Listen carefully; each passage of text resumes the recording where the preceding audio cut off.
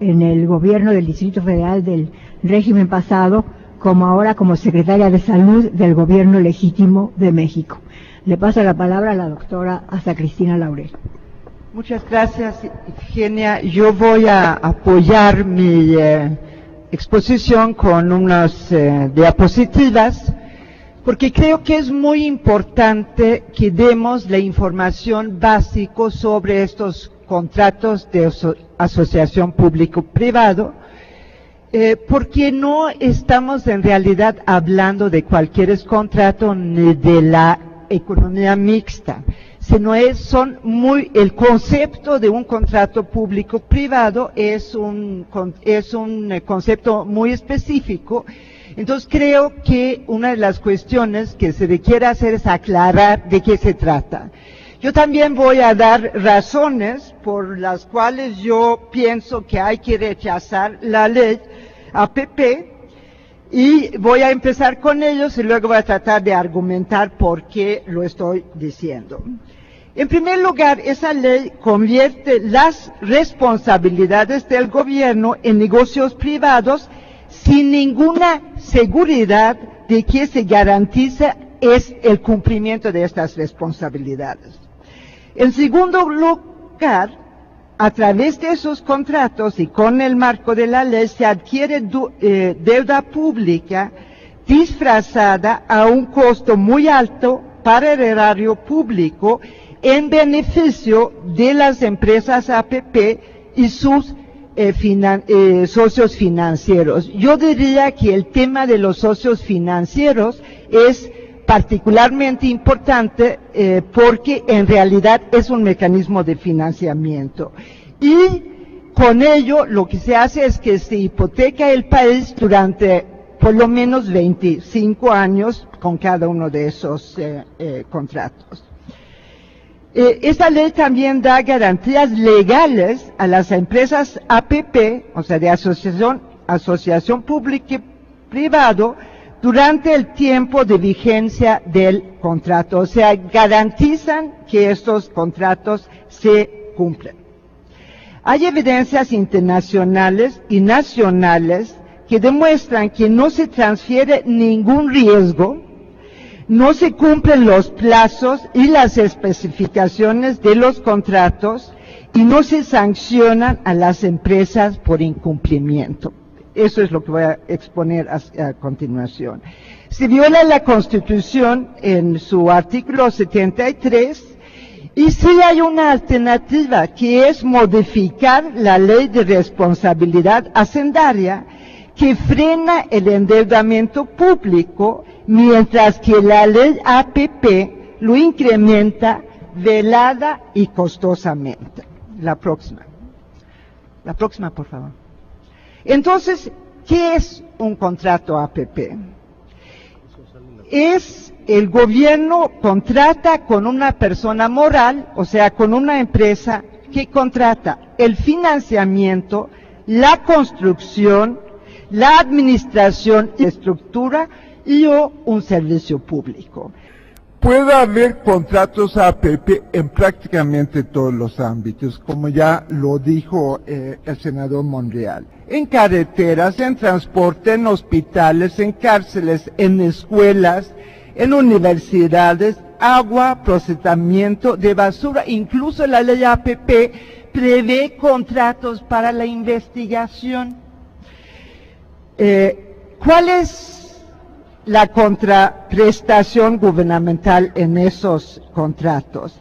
Es un pago mensual prioritario durante el tiempo del contrato de 25 a 40 años o la cesión de los ingresos por el servicio privado.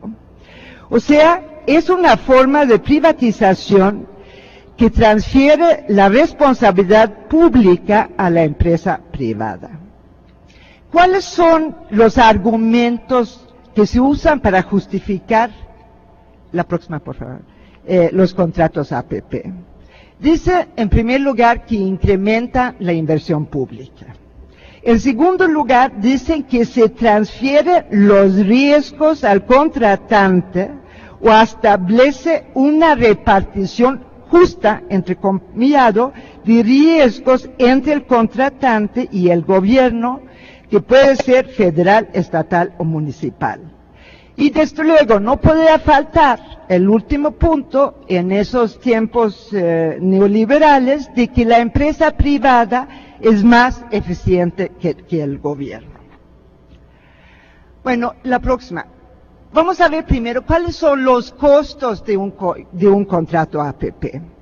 Creo que eso es muy importante porque finalmente lo que está en juego es que estamos comprando mucho más caro algo que podría hacerse con la inversión pública. Bueno, ¿cuáles son los costos de un contrato APP?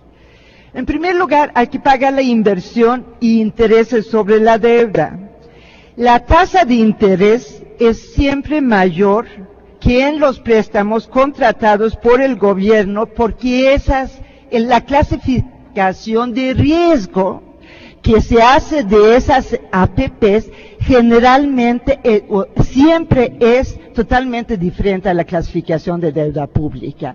Generalmente tiene clasificación BB-, o sea, casi son bonos basura. Y en Inglaterra, por ejemplo, significa que los intereses que se pagan para estos préstamos es de 3 a 4 veces mayores que de los préstamos, el endeudamiento público. En México, los contratos que yo he revisado, resulta que hay primeramente un ajuste para la inflación y además una tasa de interés anual entre 8.35 a 10.7%. Como ustedes pueden entender, eso es una tasa de interés muy alto porque el TIE y los CETES apenas compensan lo que es la inflación. Pero además, los contratos son muy explícitos en prever una renegociación de esos parámetros si hay un cambio en la situación financiera, de tal manera que de entrada están ya diciendo los contratos que si hay una estampida inflacionaria, si suben las tasas de interés, eso se renegocia en el marco del propio contrato. En segundo lugar, el segundo coste de estos contratos es el pago por el uso del inmueble obra, que es una renta porque como pertenece al contratista APP, entonces el gobierno paga renta para utilizar esta obra durante la duración del contrato. Y eso obviamente es un costo que no existe con obra construida y equipada por el gobierno. En realidad, en los distintos cálculos que se ha hecho, este costo, o sea, el costo de renta del inmueble, constituye aproximadamente el 50% del gasto total. O sea, es lo que se llama arrendamiento financiero en otros contextos, como puede ser con los coches, por ejemplo. El tercer lugar se paga generalmente por la administración del inmueble y los servicios auxiliares y a veces por la prestación del servicio. Sin embargo, en cuarto lugar, habría que señalar que el servicio sustantivo, o sea, lo que es el servicio para la cual se hace la obra, corre a cargo del gobierno, por ejemplo, en el caso de las escuelas, de los hospitales, de las cárceles, etc. O sea, a este costo que tenemos del contrato APP, además se añade lo que es el costo de prestar el servicio. En el caso de agua, drenaje, uso de carreteras, etc., los costos y el servicio se cobra al usuario y desde luego a un mayor precio, precisamente por todo lo que está implicado en cómo se pagan estos contratos. Y entonces es un esquema que se traduce en alta ganancia para el contratista APP y su socio financiero y a mayores costos para el gobierno en público. O sea, creo que digamos, ese dinero no sale del aire, sino quien lo tiene que pagar es el gobierno o es el público, dependiendo de cuál es el esquema básico. O sea, por ejemplo, quieren privatizar todo lo que es el tratamiento de agua, entonces el precio del agua va a subir muchísimo. ¿Y quién lo va a pagar? A lo mejor no el gobierno, sino el público usuario del agua. No se incrementa en realidad la inversión pública, pero se incrementa sustancialmente el costo de la inversión que se desprende de lo que vimos anteriormente. En segundo lugar, se disfraza como gasto corriente al pagarse en abonos. Eso es ilegal, ya que solo la Cámara de Diputados está facultada a autorizar el endeudamiento público. Tercero, es muy fácil que se sobreendeuda al gobierno sin que se vea en los balances oficiales de deuda pública.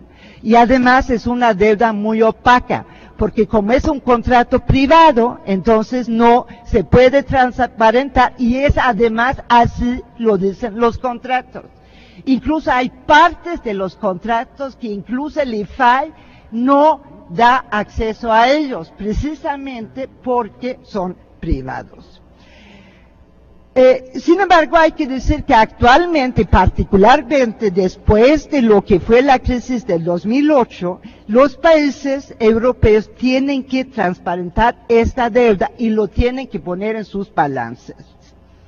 Finalmente, es interesante observar que el promotor de este esquema en todo el mundo, que es el Banco Mundial, con el crisis de 2008-2009, está recomendando a los gobiernos que ayuden a las empresas APP para que no quiebren. O sea, lo están recomendando que los rescaten. La próxima. ¿Cuál es la experiencia internacional de los APP o lo que se llama en la literatura internacional que es Private Finance Initiatives? O sea, lo dan precisamente énfasis en lo que es el financiamiento, porque el gran negocio en realidad está en eso. Bueno, en primer lugar habría que decir que se inventaron para cumplir con el techo de deuda pública obligatorio en la Unión Europea, donde ellos trabajan con máximo un déficit fiscal de 3%, que es importante también subrayar. Nosotros estamos escandalizados cuando tenemos un déficit de 0.8% y en los países europeos sin ningún problema están admitiendo el 3%. Bueno, entonces lo que se inventó fue estos contratos, pero son pasivos públicos con pago garantizado por el Estado y además un pago prioritario. Se incrementó la infraestructura, pero no sus fines sustantivos, la prestación del servicio. Una parte importante de los recursos nuevos van al pago de los contratos APP. Por ejemplo, en el caso inglés, hubo un incremento en el gasto en salud de 2% del Producto Interno Bruto y prácticamente todo ese incremento fue a pagar los contratos APP y no para prestar el servicio de salud, que fue para los cuales se hicieron. También es claro que en muchas ocasiones, por su importancia social de las obras y servicios, no pueden quebrar estas empresas y tienen que ser rescatados por el gobierno, porque no se puede abandonar sin más este tipo de obra. Inglaterra, efectivamente, como lo dijo el diputado, es el país que tiene la mayor cartera de contratos APP o Private Finance Initiatives, a tal grado que es, después de los Estados Unidos, uno de los países más endeudados del mundo. Y una buena parte es precisamente a partir de sus PFIs.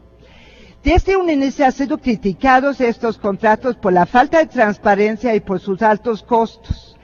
Por ejemplo, el valor de construcción de los hospitales que se hicieron en este esquema, el valor de construcción fue de 11.3 mil millones de libras, y lo van a pagar los ingleses con 61.1 mil millones de libras. O sea, lo van a pagar a un costo 6 veces mayor.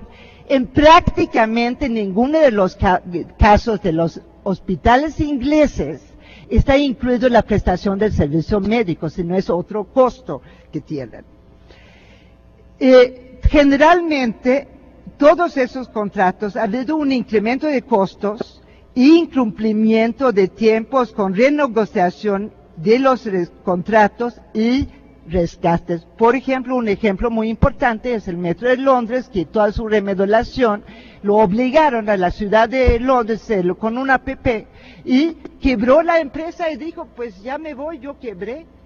Entonces, obviamente, tenían que, como alguien dije, pues no pueden tirar el bebé, porque el gobierno tiene que recogerlo, porque si no, no puede haber una ciudad como Londres en metro. Yo creo que eso nos queda muy claro, ¿verdad?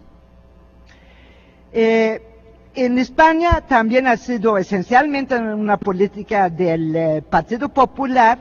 En Madrid han quebrado, han sido rescatados, etcétera, etcétera. Y en Grecia se considera que los abundantes contratos APP contribuyeron muy importantemente a la quiebra del país, de tal manera que con esos ejemplos se desmiente el traspaso de riesgos, porque quien está asumiendo todo el riesgo finalmente es el gobierno, y la mayor eficiencia de los privados verdaderamente deja mucho por desear, porque no cumplen generalmente con esos contratos. Bueno, ¿cuál es la experiencia mexicana de los APPs? Que aquí hasta ahora se han llamado los proyectos de prestación de servicios, que es, vamos a decirlo, un eufemismo para que no aparezca el otro nombre. Bueno, el antecedente más importante, que todos ustedes saben que fue rescatado como deuda pública y pagado por el erario público, son las pideregas.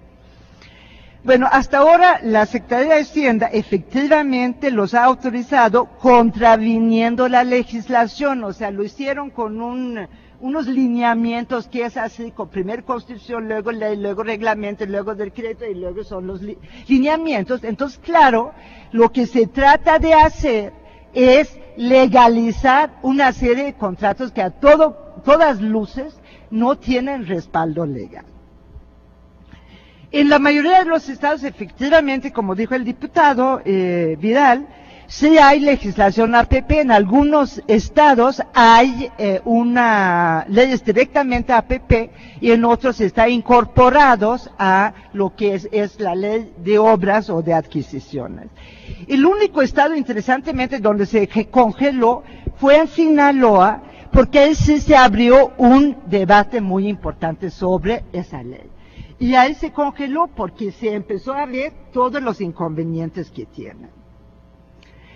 Bueno, lo que se puede decir es que los estados y los municipios han utilizado muy abundantemente estos contratos, hipotecando los futuros presupuestos y poniendo rubros de garantía de pago, porque siempre en los contratos hay una garantía de pago en el sentido de que es prioritario, y en los estados también dice de dónde va a salir esos recursos. Y, por ejemplo, han puesto como garantía el impuesto sobre la renta, sobre la nómina, que ustedes saben que es uno de los ingresos más importantes de los estados, y de las transferencias federales. Lo que eso anticipa es que va a haber graves problemas de pago al futuro. En el caso de los hospitales regionales de alta especialidad, los llamados ARES, hay 3 federales y un estatal. 3 federales, uno en León, otro en Ciudad Victoria, otro que está en obra en Iztapaluca, y uno estatal que está en Zumpango, en el Estado de México. Bueno, en primer lugar podemos decir que en ningún contrato se ha firmado por una cantidad igual o menor de lo que demostraba el cálculo costo-beneficio que iba a costar siendo público, utilizado al IMSS como el patrón. O sea, todos los contratos están firmados por arriba de esta cantidad, lo que contraviene los lineamientos de Hacienda. Pero además, si uno ve cuánto cuesta la construcción, o cómo los ponen, la construcción, el equipamiento, podemos decir que hay unos sobreprecios escandalosos. O sea, no solamente cuesta más por lo que es el esquema APP, sino además son de construcción, costo de construcción y equipo muy alto. Hay un sobreprecio aproximado para el erario público de 50%, lo que corresponda a 12 mil millones de pesos. O sea, vamos a pagar 12 mil millones de pesos más por esos 4 hospitales, lo que corresponde, óiganme bien, a 12 hospitales de alta especialidad. O sea, con ese dinero podemos construir 12 hospitales y equiparlos de este estilo. No se ha concluido ninguno de los hospitales a tiempo y no han sido equipados a tiempo, de tal manera que no han cumplido los contratos. Las metas de servicios médicos que están señalados en los contratos, en el hospital que se inauguró en 2007 van apenas al 35% y el que se inauguró hace año y medio en Victoria apenas está al 10% de prestación del servicio. Entonces uno se pregunta, ¿para qué queremos hospitales elefantes blancos que nos cuestan mucho dinero y donde no se prestan servicios médicos? O sea, ¿cuál es el sentido de tener hospitales si no se prestan servicios médicos? Bueno, en todos los hospitales ha habido irregularidades, incluso han sido señalados por la Auditoría Superior de la Federación y en ningún caso han sido sancionados, ni los funcionarios ni las empresas. Hay además en todos los casos concesiones de terrenos urbanizados completamente por plazos mayores del contrato de hospital. En algún caso, el contrato por el hospital son de 25 años y la concesión son para 40 años. Uno se pregunta, ¿cuál es la finalidad de eso? Obviamente se presta a una especulación urbana muy importante. Y finalmente, podemos decir, y ahí se puede demostrar con mucho detalle, que estos contratos han ido a empresas internacionales o a los socios del gobierno en turno. Uno de los hospitales fue dado a Gerardo Rivera, que es el cuñado de Salinas, de Carlos Salinas, y el otro se fue al grupo Mariscal Serviche, que son grandes contribuyentes al PAN. Muchas gracias.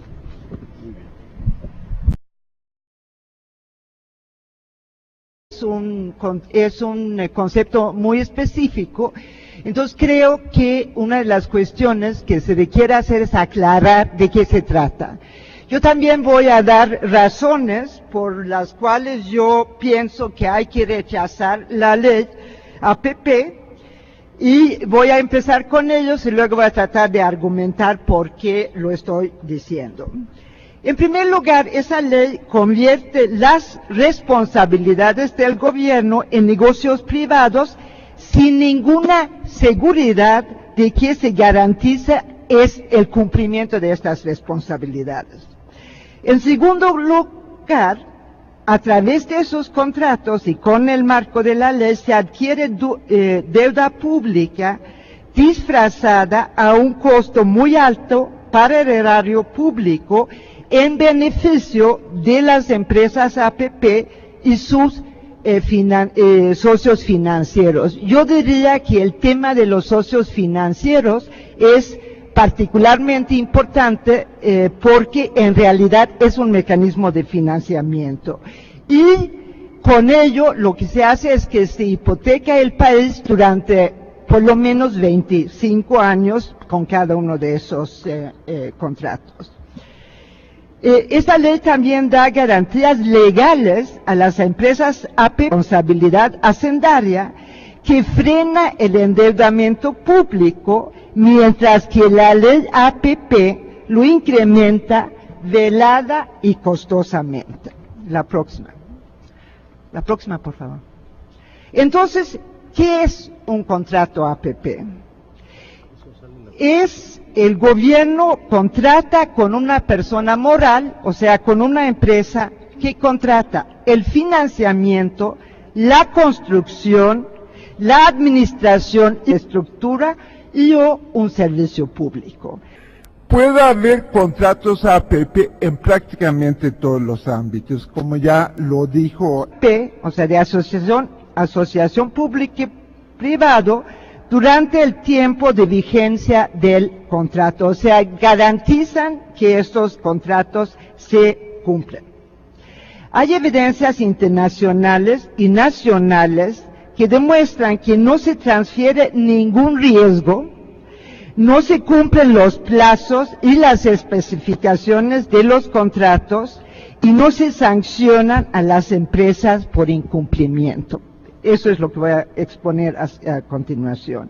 Se viola la Constitución en su artículo 73 y sí hay una alternativa, que es modificar la ley de responsabilidad.